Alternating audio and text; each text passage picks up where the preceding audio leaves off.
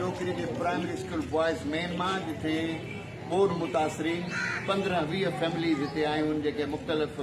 ॻोठनि जूं जेके तमामु ॾुतड़ियल बदहाल जिन जो माल मरी वियो आहे जिन जा घर ग़रीब आहिनि उन्हनि खे खाइण पीअण जे लाइ कुझु बि न आहे पर मुंहिंजो इहो आहे त तालीम सां प्यारु आहे उनजे करे मां तालीम खे प्रोमोट कंदो आहियां अॼु ॿारनि जे लाइ कापियूं किताब कलम मथे ॾेखारियो ॾिसां मथे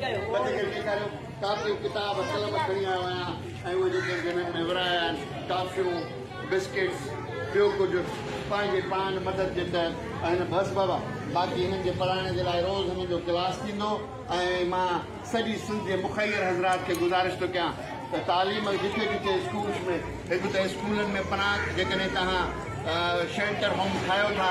त उन्हनि खे को टेंट वग़ैरह लॻाइजो त जीअं क्लासिस खे डिस्टर्ब न कनि ऐं पोइ इहे हालत हाणे महिरबानी करे पर उनजे बावजूदि जेके पाड़नि में ॻोठनि में अहिड़े क़िस्म जा माण्हू आहिनि ॿार जेके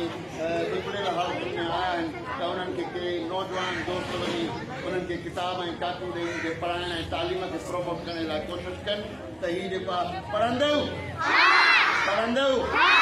स्कूलनि में दाख़िला वठंदव तालीम अचो त सबक़ यादि कयूं अलबंब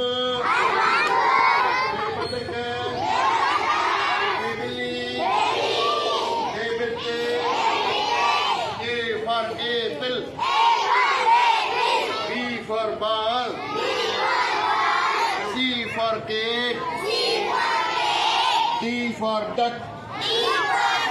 इहो तव्हां अॼु वांदि करे सुभाणे शाम ताईं इहो कमु पूरो कंदव कापियुनि ते ऐं उन खां पोइ सुभाणे मां तव्हांखे वरी हिते पढ़ाईंदुमि ऐं इहो कमु रहियल ॾिसंदुमि त पढ़ंदव स्कूलनि में दाख़िला वठंदव तालीम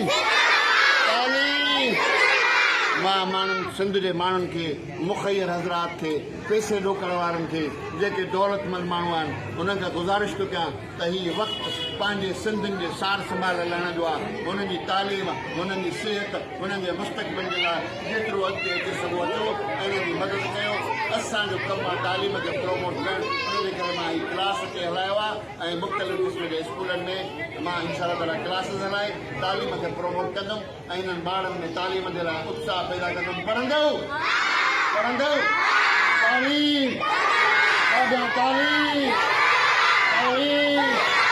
Thank you very much. God bless you always. ताली वजाए ॾेखारियो